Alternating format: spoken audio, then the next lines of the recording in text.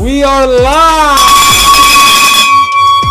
from it's the 14th episode, 14, 13, something like that. It's one of those.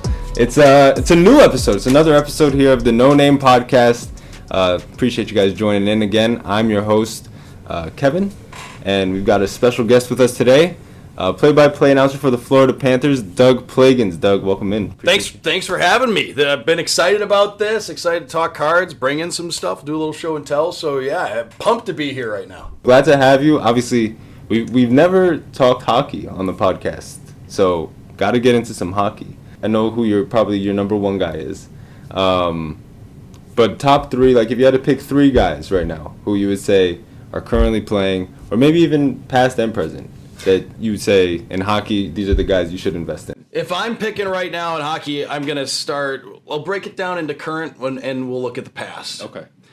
If I'm going current, I got to give a shout out first to, as far as I'm concerned, the best athlete in South Florida right now, and that's Alexander Barkov. Oh, nice. He is about to enter a stretch of his career. We're going to see his game soar. He's already at a superstar level, and I think we're going to see a run of dominance from a guy who just won the Selke Trophy as the league's best defensive forward, the best two-way forward in the game, but he is continuing to top his previous offensive numbers. He's the true definition of an all-around player, and I think he's a real treat for all of us down here in South Florida to watch. And I think if you're looking at a player to, if you're not from the area, if you're not from South Florida, you're looking for a guy to follow and a guy who's fun to watch and a guy whose cards you might want to pick up. I think Alexander Barkov would be a guy to certainly look to. So keeping it in South Florida for the first one.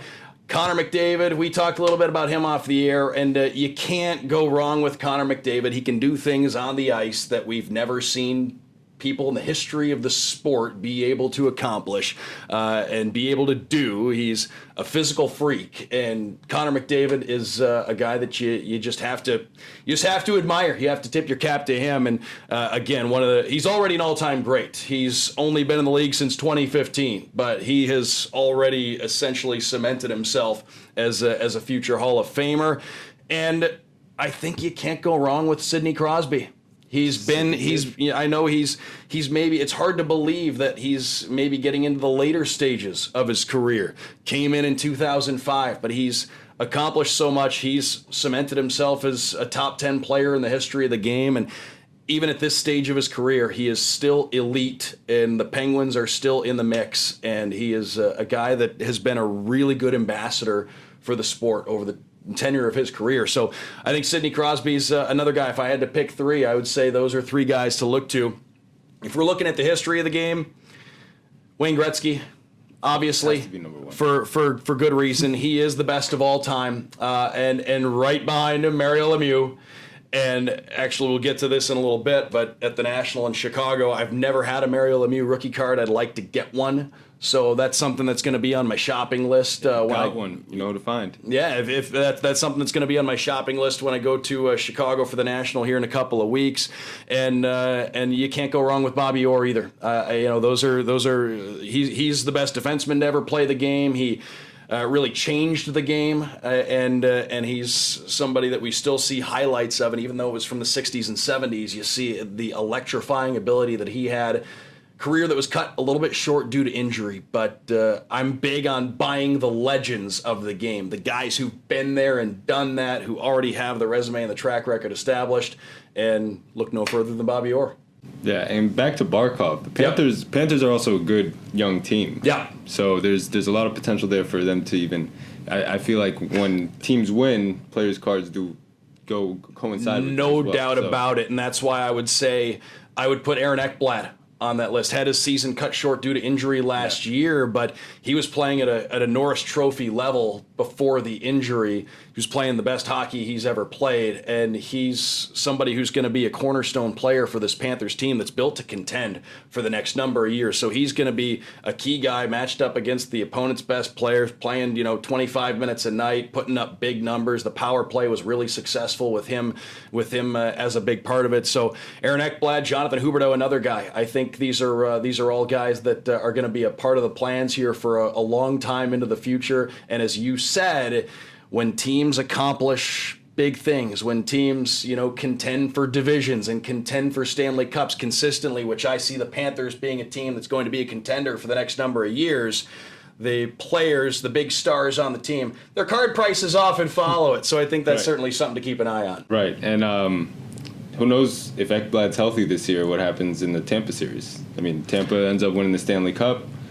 You never know when you lose to the team that ends up eventually the champions. If you were at full strength? Yeah, it was a tough draw there in round one. And the division the Panthers played in, obviously there was some different alignment this year than a normal season, but the Panthers, the Lightning, who obviously ended up winning the Stanley Cup for the second year in a row, and the Carolina Hurricanes, the top three in that division, they all were going into the playoffs with Stanley Cup aspirations. So it was a division that was loaded with contenders and three teams that thought they had a chance to win the whole thing. And you knew that it was going to be a great series. Everybody was looking forward to the first Panthers-Lightning series in the history of the cross-state rivalry. They got it. It was must-see TV, and it's going to be great for the rivalry into the future. Yeah. On the flip side of that, you knew going into it there was going to be a Stanley Cup contender that was not going to be moving past that series. It was a hard-fought series that truly could have gone either way.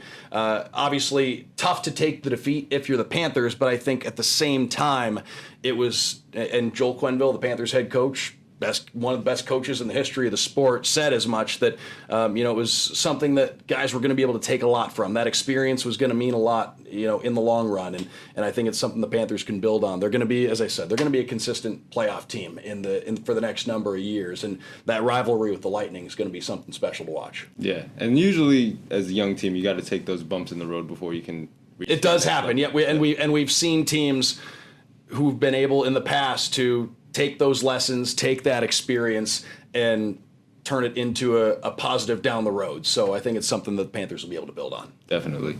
So you brought up the National. Yep. So let's talk about that a little bit. That's next week. We're a week away from the National. Coming quick. I was going to say, it seems like just 2 months ago we were just starting to get fired up and talk about it. But yeah, can't wait. Here. We're a week away. It's my first time being at the National, not your first time. Your first time since 2014. I went in 2014 in Cleveland because I was living there at the time. I believe this is going to be the sixth one that I've attended.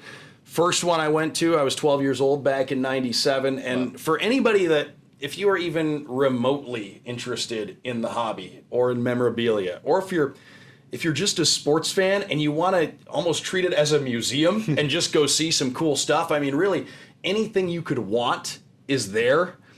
It's something to see. It's something to check out. If you are in the Chicago area and it's a day's drive away and you just want to see some cool stuff, or if you are a collector and you're in this and you really have a shopping list, you're probably going to find what you're looking for at the National.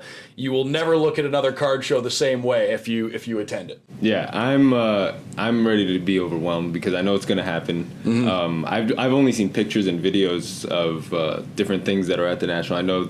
I think in 2019 there was like a Babe Ruth game-worn jersey or something like that. Something crazy. There you'll see, like I said, you almost have to treat it like a museum. Right, exactly. You're going to see some stuff you've never seen before. So what are you going looking for at the National? So I'm primarily looking for cards, and obviously the thing you have to be prepared for at the Nationals, you can go with a shopping list, but that you might get to the line of scrimmage and have to call an audible because you might see some things that you didn't expect to see, and you just something might catch your eye. Yeah. But as far as a shopping list goes, I've been working on my shopping list for a couple of weeks now. It's sitting on my kitchen table right now with the my little shopping list for each sport. I'd like an 86 Fleer Barkley rookie. I don't have one. I'd like to get the 86 Fleer Charles Barkley rookie because I am slowly chipping away at an 86 Fleer basketball set. So really, anything out of that I might need, even commons or an Olajuwon. I'd like to get an Olajuwon or a Drexler as well. But the Barkley's he's one of my favorites. So that would be one of my first ones on the list. I mentioned a Mario Lemieux rookie. I'd like to get one. Doesn't have to be a gem. It could even be a mid-grade, but I'm just looking for a Mary Lemieux rookie. I think that would be a cool one to pick up. And then there's just a couple of other, Jordans that I'd like to get. Always like Jordan cards. There's a little bit from each sport. I'd like to get an 86 Topps Jerry Rice. I've made the shopping list bigger than I would be able to, too big to be able to get all of it and bring it all back. But you got to shop for deals. You shop for the best card. You look for what you want, and you go find it. So, that was another one. A Jerry Rice 86 Topps rookie would be something. I'm trying to piece together the full timeline of Walter Payton Topps base cards. So I have a rookie, a lower grade 76 Topps Walter Payton rookie, but I'd like to over time get all the Topps Walter Payton cards. I think it would be a cool collection to have from one of the great stars that the game has seen. So I would say if you're going to the National, make a shopping list. But the biggest thing I would say, I know you're going to go and you're going to be shopping around, I'm sure. But I would say maybe even take a map. I'm sure they might have a brochure or something with a layout of the show, and don't just buy all the first stuff that you see that catches your eye. I mean, do your due diligence, walk around. If you see something that looks like you might want it, make a note of it on your map, write down what it was. There's so many dealers. There's going to be a lot of competition, and you might be able to find better prices on what you're looking for. You just never know. Right. So I would say, unless it's something you absolutely got to have, can't pass it up, do a lap. Do a lap. Walk around. And doing a lap at the National is not something that takes you 5 minutes. I mean, doing a lap at the National could take you a couple hours, but do a lap, look around, and then kind of think back about, all right, I saw this. I'd like to get that. I want to see if I can find this at a better price. Just keep those options open for yourself. Gotcha. See, this guy here could get me in trouble because I collect. I think he's undervalued in the first place. It's Dwayne Wade. Yep, absolutely. I agree with you. Like this one, it's numbered to 250. It is a PSA 6, but I paid $42 for it, and it's a rookie. And it's a rookie year. Yep, jersey card. Yeah, so stuff like that is gonna get me. And I think with a guy like Dwayne Wade and even Bosch and Carmelo, they were all from that class. Obviously, it's known as the LeBron rookie year. Yeah. But cards, you think about anything from that year, first of all, the number of sealed boxes out there goes down all the time because it's an 18-year-old product. But anything out of those sets almost gets a value boost and a scarcity boost just because it came in the same product as the LeBron, making it a bit harder to obtain. If you're buying packs of that stuff, you're buying boxes of that stuff, it's going to cost you more because the LeBron's in it alone. If you're buying a set of something from that year, it's going to cost you more because the LeBron's in it. And I think because when you have a guy like LeBron that drives up the value of the whole set, all the other cards in the set are going to benefit from being a part of a sought-after year, right? If that makes sense to everybody. Is everybody picking that up? Yeah. Especially when, down the road, when you look back in 10, 20 years, you're going to have four of the top five guys. Yep. Four of the top five picks in that draft end up being Hall of Famers. So, I mean, I think Bosch, Wade, and Carmelo are so undervalued because everybody is focused on chasing the LeBron. So I think maybe that's the reason the other guys suffer is because they were drafted the same year as LeBron. No, I mean, look at 86 Fleer basketball. Even the commons are worth $4 or $5 a piece. Yeah. Because you've got Jordan and Malone and Olajuwon and Barkley and Dominique and Patrick Ewing. It's just a loaded crop of rookies in that class. Or in that set, because obviously there were a couple of years there where they weren't making, there wasn't a pack circulated basketball product, and then Fleer picked it up in 86. But everything in that set as a result has value because the set has become iconic. And I think you'll see a lot of that out of the 03, 04 stuff too as well. Yeah. So you said your first national was you were 12. 97, Cleveland. Yep, my first national. So you've been doing this for quite some time. Yeah, my first time I went to the national, my dad and I got in line and got Gordie Howe's autograph. Oh, nice. Mr. Hockey. So that was something I'll always remember. And that was actually because I grew up in the Detroit area, and Cleveland was only a couple hours away, and it was and the autograph pavilion's great. That's something we haven't even covered. There are so many big name guys that appear year after year at the National, but the fact that Gordie Howe was signing at the '97 National is basically what put us over the top. That's what made us say, okay, you know what, let's go down there that weekend and check out the show. So that's something I'll always remember, my first National. So is that what got you started in the hobby? Is going to the National and just seeing the whole spectacle? That took it to a different level. Okay. I can take you all the way back. My first pack of cards I ever had. I said I wanted some baseball cards. My grandma went to the grocery store, got me a pack. It was a cello pack of 1989 Topps. Wow. Remember the cello packs? It was like a little brick of cards, and you could see the top card and you could see the bottom card through the cellophane wrapper. That was my first pack of cards. All I remember about it is I didn't get any tigers. I remember thumbing through my first package. No tigers in here. But I was pretty much hooked after that. Then I remember my first pack of hockey cards, 7-Eleven. It was 1990 Pro Set, the high number hockey cards, which they had that wrapper that was kind of a plasticky wrapper. It wasn't the wax wrapper that we were used to back in that era. But I thought the cards had a really clean design. And those were my first hockey cards. My dad bought me a couple packs at 7-Eleven. And then it just kind of snowballed from there. And my dad and I collected, throughout the 90s. And then, going to the National and stuff like that took it to a new level. And we had the Detroit market has always been, I've always thought it was a great hobby, great memorabilia market. And we were spoiled. We had some great local card shows at a place called the Gibraltar Trade Center, and they had 2 locations, and each Gibraltar Trade Center would have a huge card show once a month. And we're talking hundreds of tables and, great autograph guests that would come, whether it was Hockey Hall of Famers or whether it was, old Tigers players or you name it. I mean, they had a great list of autograph signers that appeared over the years. But between going to a couple Nationals and then growing up with those local shows, that was what really strengthened my, my love for the hobby and just kept me in it. Nice. So you do play-by-play for the Panthers. Yep. How did you get into that? So I started doing radio when I was in college. Lake Forest College, small school just outside Chicago, had a campus radio station, and they had a hockey team and they had a football team. And it was an opportunity. I started doing the games on the campus station. So by the time I graduated, I had a couple of years of experience doing hockey and football play-by-play. Nice. And then I went to Syracuse and got my master's in broadcast journalism after that. And when I finished that, I was 23. I interned for the Syracuse Crunch of the American Hockey League when I was there. Had a chance to shadow Bob McElligott, who's now the radio voice of the Columbus Blue Jackets, and he's been a friend ever since and a huge mentor for me. And after I finished my program at Syracuse, just started applying for jobs. And my first job in hockey play-by-play was with the Idaho Steelheads in the ECHL, which is the AA affiliate of the Dallas Stars. And I went out there and did 7 years in the minor leagues. I was with the Lake Erie Monsters. They're now the Cleveland Monsters, but the Lake Erie Monsters, based in Cleveland, owned by the Cavs in Cleveland. That was an Avalanche affiliate during the time that I was there.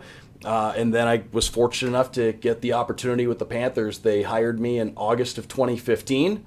And it's been every bit the dream come true that I hoped it would be ever since then. So that's kind of the summary version of I guess my path to the National Hockey League. But the dream was always to be able to do play-by-play in the National Hockey League. And like I said, I wake up every day thankful that the Panthers were willing to give me the opportunity. I'm curious because I was wondering what made you want to get into it. When I was maybe 8, 9 years old, I don't know. I remember going to my grandma's house and she would have this little radio. And you put a cassette tape in and you could hit record and record anything.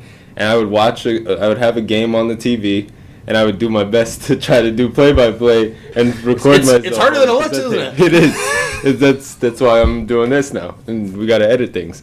Well, you guys do an awesome job, like I said. And thanks very much for having me on here today. But that's how I built my first demo too, was recording play-by-play into a recorder, calling American Hockey League games. And it was, it wasn't going on the air, right. But, I had a headset, had a recorder. It sounded, I was in the venue. It sounded good. So I was able to make my first real demo reel off of things that weren't on the air. Just calling games into a recorder, and awesome. And it's a great business. The best thing about it, and maybe the craziest thing about it, is you could take me and everybody else who does play-by-play across the National Hockey League, and everybody's path was probably different in some way. And like I said, that's what makes it great. There isn't a set exact path for how you get to where you want to go. Right. I did 4 seasons of Arena Football League play-by-play when I was in Cleveland as well. And that was really interesting. Yeah. And because if anybody who's watched Arena Football before, you legitimately have a chance to score on every single play. Yeah. So it's a fast game. There's a lot going on. There's some very different rule uniquenesses, I guess you'd call it, in comparison to the conventional outdoor football. Right. But that was something I'll never forget either. That was a great experience. 4 years I did that. Yeah, so field kickoffs off the net and everything. So. Which is harder than it looks, because I actually had a chance to go out on the field and try to field it off the net. Those guys make it look easy. It is hard to judge the carom off the net or off the bar. Yeah. Especially with the weird shape of the football, it's not. Gonna, it's not gonna hit the same every time. It's much harder than it appears. So you brought some collection with you today. I did. It was hard to narrow it down, but I got a few things here, and right here in the front, I've got a bunch of slabs. Got some raw stuff too. I got to give a shout out. My boss, Panthers Vice President of Broadcasting, you might know him from the Panthers TV broadcast, brought a Randy Moeller card from my collection right here. And my broadcast partner on Panthers Radio, Billy Lindsay, right here. 2 guys who've been really important to the South Florida sports scene and to the history of the Panthers, and 2 of the best guys I know. So I had to bring these along right here to show off a couple of old Randy Moeller and Billy Lindsay cards. And speaking of the Panthers, and please don't put Scotch tape on top of top loaders. But I just haven't gotten around to getting this slabbed yet. This is how it was shipped to me. But this is a 1617 Upper Deck SPX Alexander Barkov auto number /99. Mentioned the Barkov cards earlier, but this was one that I picked up a few years ago, and I was like, I reached into my to one of my boxes this morning, and I said, I'm bringing some cards over. I gotta grab a cool Panthers card, and came across this Barkov autograph. So that's something that I wanted to make sure I brought along. This is one of my favorite cards from when I was a kid.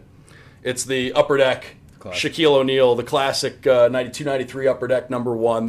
Not the trade card. This is the 1A. Right. And I have the trade card. The trade card's cool, but as a purist, for a rookie card, I like the one that just says number 1 NBA draft pick on the top. So this is just the Shaq from 92-93 Upper Deck. I've gotten into Formula 1 quite a bit, and I think cards kind of were what made me really go to the next level as a viewer of F1. Yeah. But these were from Topps Now, which has gotten to be a pretty cool thing. Topps does the on-demand cards, and they're available for a certain amount of time, and then they disclose the print run, so you know how many there are out there. And this was the first from 2020, the first Topps Now Max Verstappen, and the first Topps Now Lewis Hamilton, which has gotten to be a huge card. Had that one graded, came back a gem from SGC. So I believe there's under 2,000 of that Hamilton, and it was the first, Topps mainstream trading card of Lewis Hamilton. And he's, these Formula One drivers, it's a global sport, and I think that's a market that is really just getting started. I mean, there's going to be a race coming to Miami next year. The Grand Prix, right? Yeah. They're going to have a race in Miami. The North American fan base, without a doubt, is going to watch it a little more closely because of that. Yeah. And these are the 2 biggest drivers. And Lewis Hamilton. That's the other unique thing. You look at Lewis Hamilton, what he's accomplished. I mean, he's the best driver in the history of F1.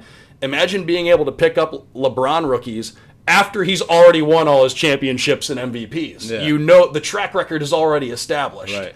So that's the way I kind of looked at these cards. So those are a couple of newer Formula One cards. Here's one.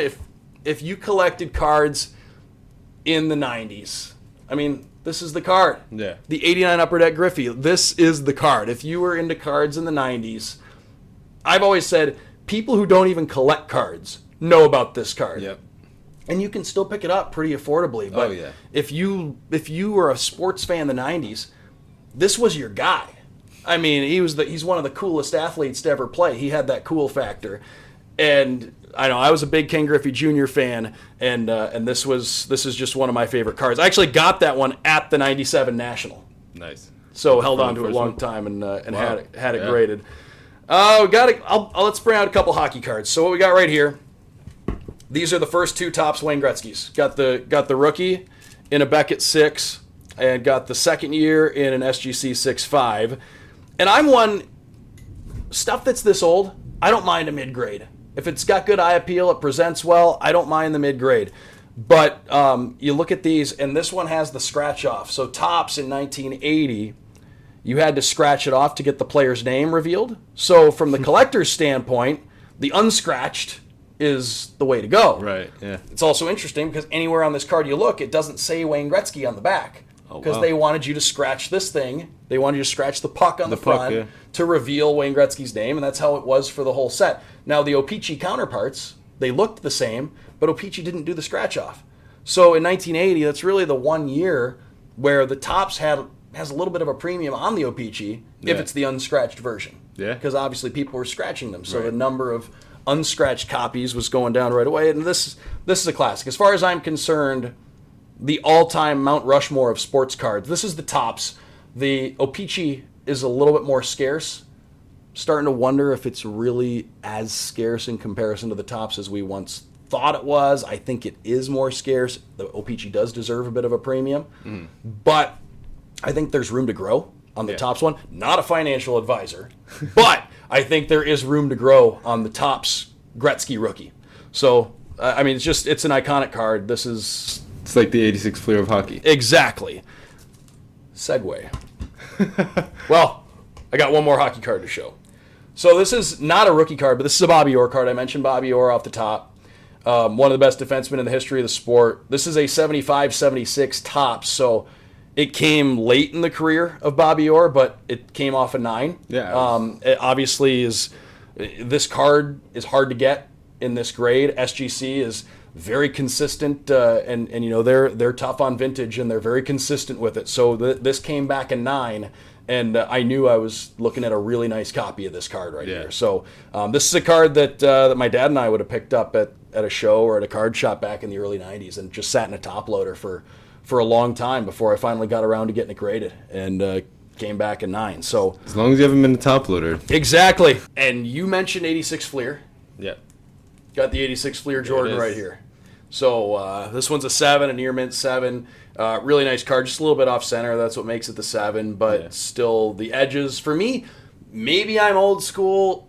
I think sharp corners are the first most important thing that I look at. If I can avoid corner whiteness, that's my first criteria that I would look for when I was buying a single.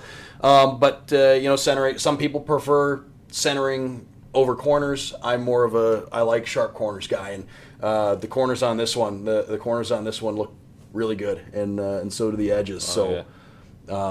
That's, like I said, that's one of those cards that even people who don't collect cards have seen or know something about. Yeah. So just something that's going to be a centerpiece of my collection for really the rest of my life. And same thing with this one, being a Detroit native. The Barry Sanders 1989 score rookie is on my personal Mount Rushmore of trading cards. And this was the first year of score. I think it's a big reason that even today, even though score is kind of a budget product, it's why I think we still see score rookies, and even though now in the scorecards players are in the college uniforms, but I think there's good potential with the score rookies because you can get them at a low price when they come out. Sure, they do. They make a good amount of it. I don't know numbers, but you could tell they make a good amount of score football cards. Yeah. But because it goes back to 89 when you had the Barry and the Dion and the Aikman and then the Emmitt Smith the next year, there's a history in the hobby with score, and that's why I think even though it's a budget product today, I think the scorecards hold their value because there's a history in the hobby with the brand, and it all started with this year right here. And because the borders, I mean, look at this is a green, the card's green, the borders are green, it's tough to get these without any kind of edge or corner whiteness. So this is a really nice copy of the card right here in a 9. So Card that I got at the National back in '98. Barry This Sanders. one's pretty well centered also. Yeah, the centering is very nice on that one. So, 89 score, Barry Sanders rookie card. Last one here. This was a pack pull when I was 13. Okay. And my favorite football player who's ever played. This is a Bowman Chrome Peyton Manning rookie. Wow. That I pulled out of a pack of 98 Bowman Chrome football back in 1998. Don't exactly remember where I would have gotten the pack. It could have been from Meijer. Meijer up in the Midwest, grocery store, department store, Okay. but they've always sold cards. It could have come from Meijer. It could have come from a card show. But in hindsight, it was a huge pull because there were, first of all, these were, at the time, Bowman Chrome, that was an expensive line. I mean, you're looking at, $3 for a 4-card pack back in 1998, which was a lot. I didn't buy a ton of it because I was 13 years old. So, I only would have had a few packs of it. So the fact that I got the Manning, and at home I have the Charles Woodson. So I end up with the Manning and the Charles Woodson out of a very small number of packs that I did buy. And that 98 rookie class, my friend and I, my friend Mike, who I grew up with, he and I bought a lot of football cards in 1998, a lot of different brands, because we knew then Manning, Randy Moss, Charles Woodson. At the time, Ryan Leaf was the second overall pick. Not every prospect hits, Right. But you look at Manning, Woodson, Moss. I mean, those three guys alone, and Fred Taylor was in that year as well. So you had some big stars in that draft class, and that was what made it attractive then, and what's made me nowadays look back at it. It's a good thing. Thank you, 13-year-old me, for buying a bunch of football cards back in 1998, because I've got a good amount of Peyton Manning rookies as a result. This is my favorite one. It came back in 9.5, so just missed the gem. The centering on the back, top to bottom, is just off enough that I think that's what kept it from getting the 10. But I'm cool with the 9.5 on this. Not only because it's a big card, but because it's something that I pulled when I was a kid, and it's in great shape, and cool to see it slabbed here today. So that's what I brought with me today. What do you think about band cards? Have you gotten into those at all, like Rock Band or music cards? I know there's some stuff like that. I haven't really gotten into much to the pop culture realm of cards, and I know that's been something that over the years there have always been offshoot types of cards, non-sports cards, if you will, whether it's comic cards or Star Wars cards, or cards that I feel like it was a big thing back in the early 90s with cards when they took off, when they had the big wax boom back in the early 90s. They were making cards for movies a lot to boost the popularity of a movie. You used to see that quite a bit. But even going all the way back, I know my dad has a handful of the old Mars Attacks cards and stuff from the 60s and things like that. So there have always been cards like that. Yeah. But I've really been a sports guy as far as my cards are concerned. My interests, of course, I'm really into music. That's a thing that just another big time love and hobby of mine. So So we knew you were into music. Yeah. And, so that's why I asked you the question. But we wanted to give you we did some research and found out your favorite band is, or one of your favorite bands at least, is Beartooth. I love Beartooth. And they're going to be coming to Fort Lauderdale September 7th. So we went ahead and got you 2 tickets to go see Beartooth on September 7th at Revolution Live. So that's awesome. Thank you so much. Absolutely. We appreciate you coming on. I love Beartooth. They just put out a new album, and it's outstanding. So it's been all I've been listening to. Thank you. So we hope you don't have tickets already. I don't. Perfect. I don't. Right, but now I do. Now you got 2. Thanks to you guys here at InvestaCard. Thank you so much. We appreciate you coming on, Doug. Appreciate you guys watching. Hopefully it's a lot of information. Great stuff from Doug. Thanks so much for having me. Thank you so much for the tickets. Just so nice of you guys. Thank you. And you have no idea how excited I was to just come down here and talk cards today, talk hobby, and just hang out. So thank you so much, and hopefully we can do it again sometime. Yeah, definitely would love to have you back, maybe right before hockey season starts up. Yeah, definitely. Again. Let's do it. Get you back and recap see if you found any of your shopping list. Yeah, I'll bring the cards. I'll always bring cards. Love it. Thank you guys for tuning in. As always, invest in the best with InvestaCard. Appreciate you guys. Thanks, Doug.